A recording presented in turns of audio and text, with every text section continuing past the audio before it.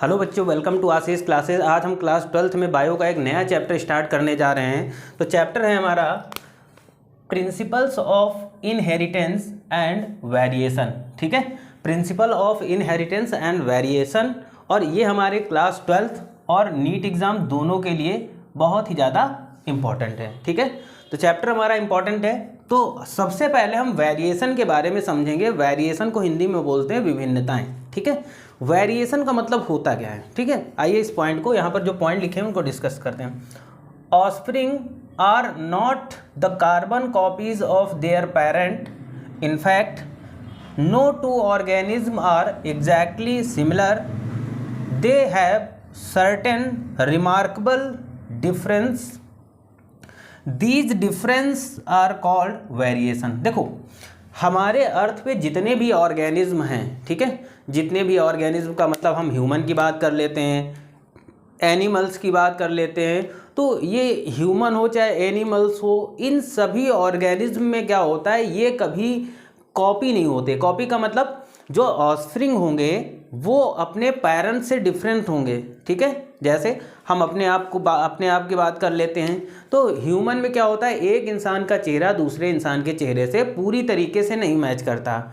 हो सकता हो चेहरा मैच कर जाए तो उसकी एक्टिविटी में नहीं मैच करेगी, उसके बॉडी का साइज़ नहीं मैच करेगा, है ना, उसका कलर नहीं मैच करेगा। तो ये सारी जो डिफरेंसेस होते हैं इन्हीं को हम लोग बोलते हैं वेरिएशन। ठीक है, तो वही बताया गया है कि offspring are not carbon copies their parent, यानी कोई भी ऑफस्प्रिंग अपने पेरेंट्स की कार्बन कॉपी नहीं होता है। मतलब जैसे कोई बच्चा है तो वो अपने पेरेंट्स से कुछ ना कुछ डिफरेंस होगा। हो सकता हो कि उसके माँ का कलर बहुत ही ज़्यादा साफ़ हो, बच्चे का कलर क्या हो, थोड़ा सा डाउन हो सकता हो फादर की हाइट ज़्यादा हो, बच्चे की हाइट कम हो, है ना। फादर के अंदर और एक्टिविटीज़ क्वालिटीज़ हों, बोलने की कैपेसिटी, जैसे बोलने का तरीका हो गया, तो और बच्चे में अलग हो। तो जितने भी हमारे ऑफस्प्रिंग होंगे, ठीक है, वो अपने पेरेंट्स से अलग होते हैं। मतलब जितनी भी चीज़ें होती हैं वो कहीं ना कहीं कुछ न कुछ उनमें अलग डिफरेंस पाया जाता है, और इसी डिफरेंस को हम लोग बोलते हैं वेरिएशन। जैसे दे हैव सर्टेन रिमार्केबल डिफरेंस, उनमें क्या होता है, कोई सर्टेन रिमार्केबल डिफरेंस होगा जरूर। ठीक है, वेरिएशन में।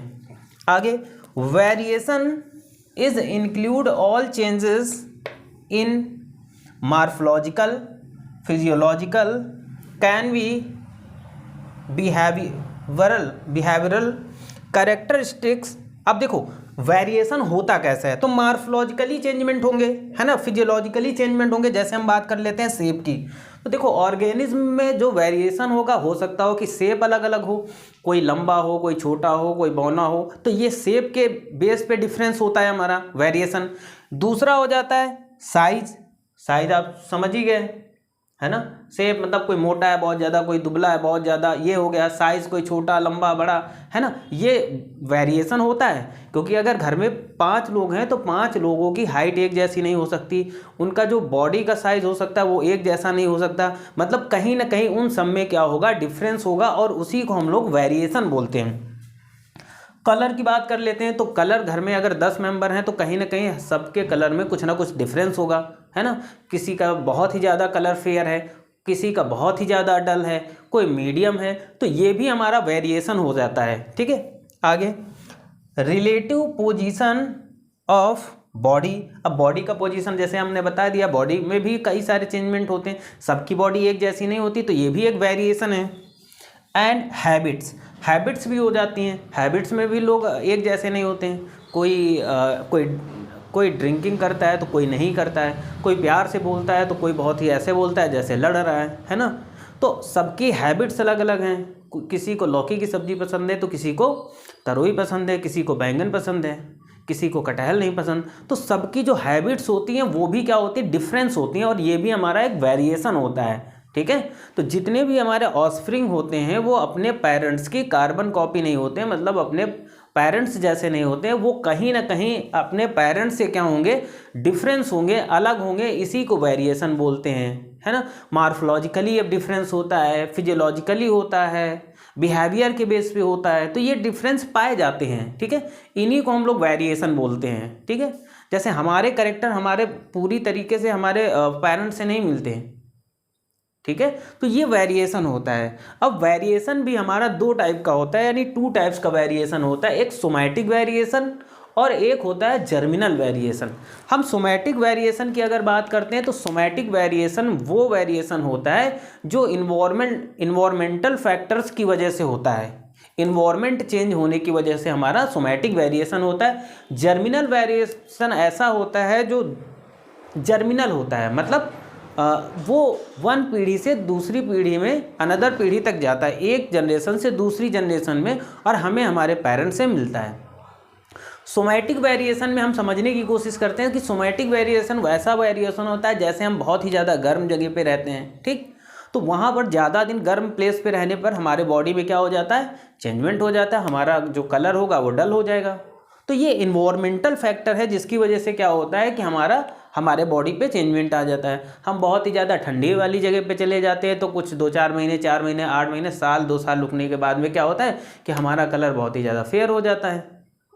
तो ये इन्वायरमेंटल चेंजमेंट हुआ, भाई वहाँ ठंडी चीज़ थी, ठंडा एटमॉस्फेयर था, तो उसकी वजह से हमारे बॉडी में चेंजमेंट हो गया। अगर गर्म जगह पे रहेंगे तो गर्म जगह की वजह से हमारा क्या हो जाएगा कि जो चेंजमेंट आएंगे बॉडी में, ठीक। तो ये हमारे सोमैटिक वेरिएशन होते हैं जो इन्वायरमेंटल फैक्टर्स की वजह से होते हैं, जो इन्वायरमेंट के वजह से होते हैं। और सोमैटिक जो हमारे वेरिएशन होते हैं ये इनहेरिटेंस नहीं होते हैं, मतलब सोमैटिक जनरेशन हमारी जिस पीढ़ी में हमारे आए उसी पीढ़ी तक ही रहते हैं। जैसे हमारे अंदर सोमैटिक जनरेशन वेरिएशन हुआ तो वो सोमैटिक वेरिएशन ऐसा नहीं कि हमारे जनरेशन में जाए, आफ्टर डेथ वो वेरिएशन भी हमारा एंड हो जाता है। जैसे हम लोहार की बात कर लेते हैं तो लोहार क्या करता है कि बहुत ही ज़्यादा हथौड़ा चलाता है। अब वो उसका जो वेरिएशन हुआ उसकी देखा होगा, ये जो राइट हैंड होता है उसकी मसल्स बहुत ही ज़्यादा स्ट्रॉन्ग हो जाती हैं, तो वो देखो वेरिएशन हुआ, वो वेरिएशन सोमैटिक वेरिएशन हुआ। अब वो वेरिएशन ऐसा नहीं कि उसके बच्चे जो पैदा होंगे उनकी भी जो राइट हैंड की मसल्स होगी बहुत ही ज़्यादा स्ट्रांग होगी, या जो बॉडी बिल्डर होंगे वो उनके बच्चे भी बॉडी बिल्डर होंगे, ये नहीं होता। ये हमारा सोमैटिक वेरिएशन होता है। हम बहुत ही ज़्यादा किसी फैक्ट्री में अगर काम करते हैं, बहुत ही ज़्यादा गर्म जगह पे काम करते हैं, तो हमारी बॉडी पर क्या होता है कि हम इन्वायरमेंटल इफेक्ट पड़ता है। हमारा बॉडी क्या हो सकता है, बहुत ही ज़्यादा हमारी स्किन डार्क डल हो सकती है, काली हो सकती है, ठीक। लेकिन अब ये नहीं कि वो डलनेस हमारा नेक्स्ट जनरेशन में पहुंच जाए, ऐसा नहीं होगा। वो चीज़ हमारे तक ही सीमित रहेगी, ठीक है। नेक्स्ट जनरेशन में उसका किसी भी प्रकार का इफेक्ट नहीं पड़ता है। तो हम पढ़ेंगे somatic variation. These variation are caused by the effect of environmental factors on the body of organism। तो इस चीज़ को हम पहले समझ चुके हैं कि क्या होता है सोमैटिक वेरिएशन। ये ऐसा वेरिएशन होता है जो इन्वायरमेंटल इफेक्ट की वजह से हमारी बॉडी में देखने को मिलता है या ऑर्गेनिज्म में दिखने को मिलता है। हम जिस इन्वायरमेंट में रहेंगे वैसा ही चेंजमेंट हमारे बॉडी पर हो जाता है, ठीक है। तो ये हमारा सोमैटिक होता है। जो इन्वायरमेंटल चेंजमेंट हमारे ऑर्गेनिज्म के ऊपर हो वो होता है somatic variation. These variation cause local change in the constitution of organism and are non heritable. देखो यहाँ पर वर्ड आ गया नॉन हेरिटेबल। ये चीज़ हम पहले भी बता चुके हैं कि जो सोमैटिक वेरिएशन होता है वो लोकल चेंजेस की वजह से होता है, ठीक है। और ये नॉन हेरिटेबल होता है, मतलब एक जनरेशन से दूसरी जनरेशन में नहीं जाता। जिसमें ये सोमैटिक चेंजमेंट हुआ वो आदमी जब तक जिंदा है तब तक उसी में रहेंगे। उसके बाद जैसे उसकी डेथ हो जाती है सारी चीज़ें खत्म हो जाती है, अगली जनरेशन में सोमैटिक वेरिएशन हमें देखने को नहीं मिलेगा, ठीक है।